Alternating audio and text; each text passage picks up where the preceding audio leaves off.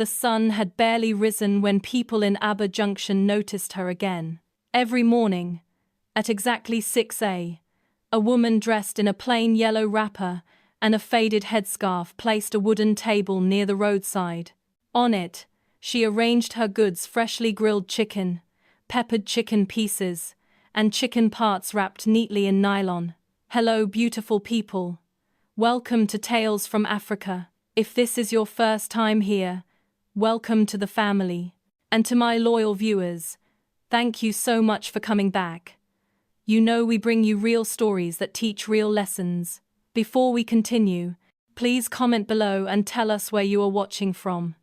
But let me take you back to where it all started. Nobody knew her name. Nobody knew where she came from. They simply called her Mama Kaza, the mysterious chicken seller. Her chicken tasted different, so tender it melted in the mouth, so flavorful that even people who had eaten breakfast at home found themselves buying more. Some said she used a special spice. Others believed she had rare cooking skills. But the rumors everyone whispered in secret were far darker. Some said her chicken never finished, no matter how many people bought from her. Some claimed she never bought new stock at the market. Some swore she never cut or cooked anything in public. Yet every morning, she had piles of freshly prepared chicken. People loved the taste but feared the seller. Among her regular buyers was Chinedu, a 28-year-old commercial motorcycle rider, hard-working, honest, and trusted in the community. Whenever Mama Kaza spoke to him, her calm voice, her strange smile, Chinedu always felt something cold run down his spine. Still, her chicken kept his stomach full on long days. Then one morning, everything changed. Mama Kaza looked at him and said, "My son, your blessing will come from where danger sits. But you must open your eyes before the blessing turns into blood." Asterisk, asterisk, Chinedu froze. "How do you mean, Mama?" But she only smiled, revealing one missing tooth. "Collect your change, my son, and remember what I told you."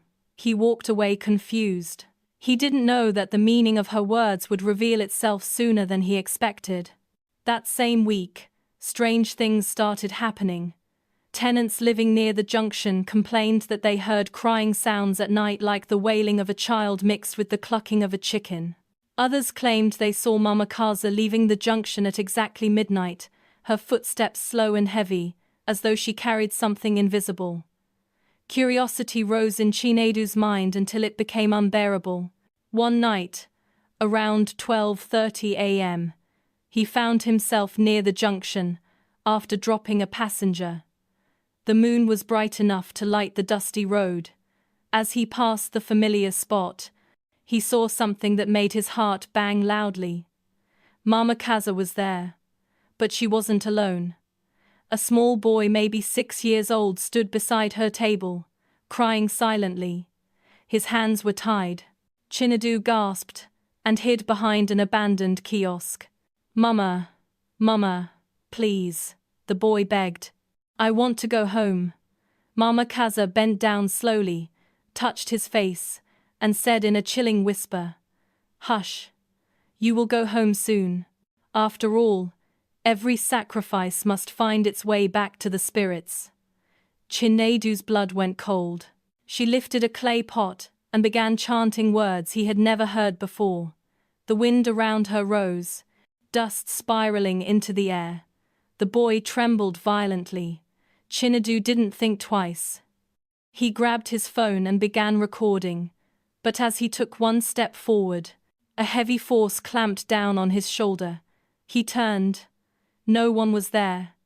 He tried to shout, but no sound came out.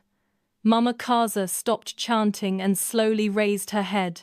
"Come out, son of a stubborn mother," she said without looking in his direction. "I warned you. Your blessing will come from danger. But you refuse to understand."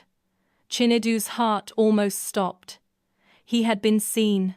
He dropped his phone and ran with a speed he never knew he had. The road seemed longer.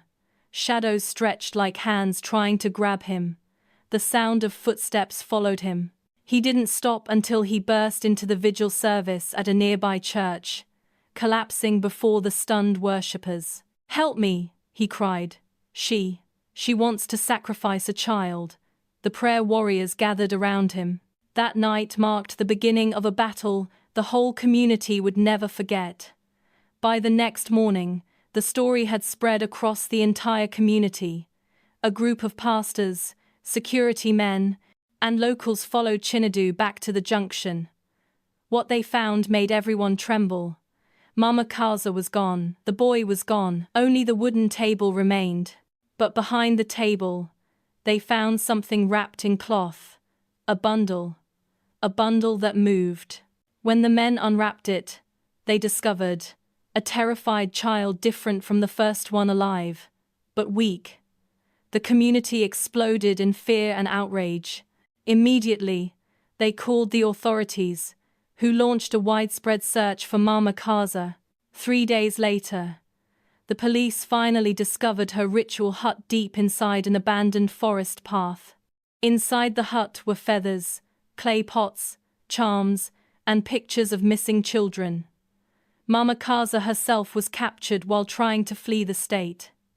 When interrogated, her confession shocked everyone.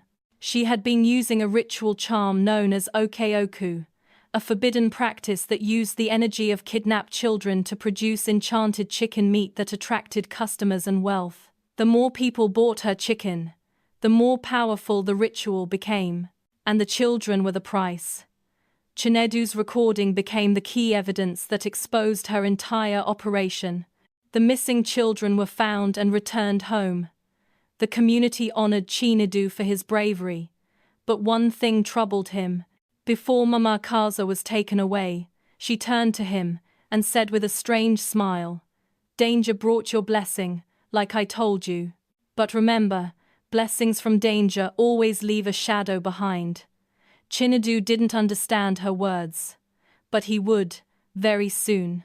Because after the incident, Chinedu's life changed dramatically. New opportunities, unexpected success, and continuous favor.